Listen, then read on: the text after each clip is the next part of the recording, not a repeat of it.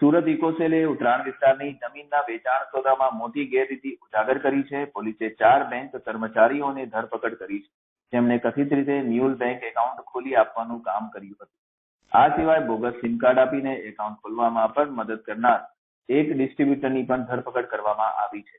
આ તમામ આરોપીઓ સંગઠિત છેતરપિંડી, કાવતરા અને ગુનાહિત સાજિશ હેઠળ કાયદેસરની કાર્યવાહીનો સામનો કરી રહ્યા છે. ઇકોસેલ હવે આ રેકેટ સાથે જોડાયેલા અન્ય સંભવિત આરોપીઓની શોધખોળ કરી રહ્યું છે. સુરત શહેર પોલીસ કમિશનર અનુપમસિંહ ગેહલોત સાહેબના માર્ગદર્શન હેઠળ સુરત શહેર ઇકોનોમિક ઓફેન્સીસ વિંગ જે ઇકોસેલ છે, જે સુરત શહેરની અંદર દાખલ થતા તમામ જે આર્થિક ગુનાઓ છે એની ઉપર ફોકસ કરી રહી છે.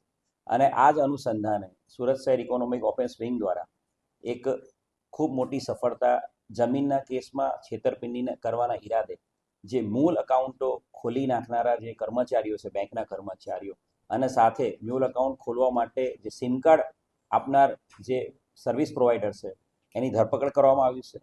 બનાવની જો હકીકત કહીએ તો એક આરોપી છે રવિકુમાર કોલડિયા.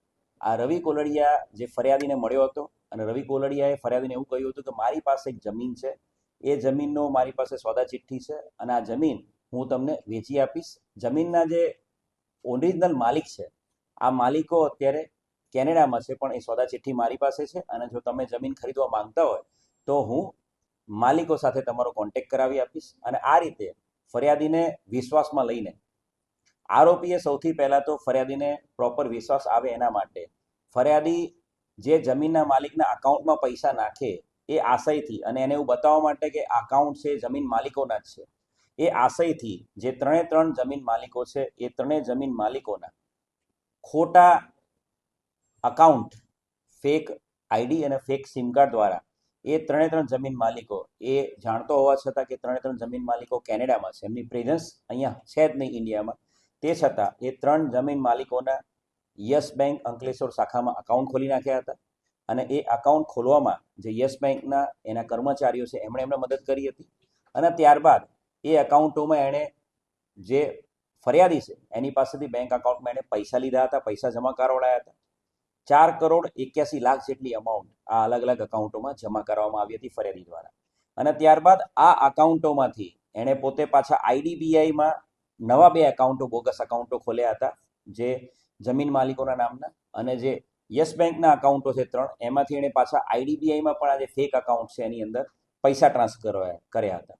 કુલ મળીને 4,81,00,000 રૂપિયા એ આ અલગ અલગ જે ડમી અકાઉન્ટો, મ્યુલ અકાઉન્ટો જે બન્યા હતા, જે જમીન માલિકો છે જે કેનેડામાં હતા એમના એ અકાઉન્ટોમાં પૈસા ગયા હતા. અને તમામ પૈસા છે એ આ રવિ કોલડિયાએ પૈસા એના હડપ કરી લીધા હતા. ફરિયાદીની ફરિયાદના આધારે આ સમગ્ર બનાવ અનુસંધાને ગુનો દાખલ કરવામાં આવ્યો છે. અને આ ગુનામાં જે કહ્યું એ પ્રમાણે યસ બેંક અંકલેશ્વરના કર્મચારીઓ સંદીપ કુમાર રણજીત પિલુદરિયા, આઝાદ ખાન પઠાણ, શિવાની સામંતભાઈ પટેલ, અને એ જ રીતે આઈડીબીઆઈ બેંક ઘોડદોડ રોડના જે કર્મચારી છે યાજ્ઞિક વઘાસિયા, એમ કુલ 4 બેંકના જે તે સમયના કર્મચારીઓની આ મ્યુલ એકાઉન્ટ ખોલી આપનારા કર્મચારીઓની ધરપકડ કરવામાં આવી છે.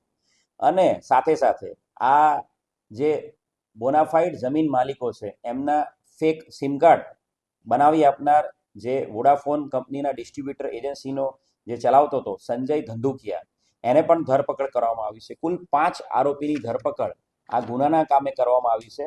અને આ ગુનામાં આ અકાઉન્ટ ખોલી આપવામાં અન્ય કોઈ વ્યક્તિઓ મદદ કરતા છે કે નહીં એ બાબતે આરોપીની રિમાન્ડ લઈને હાલ પૂછપરછ કરવામાં આવી છે.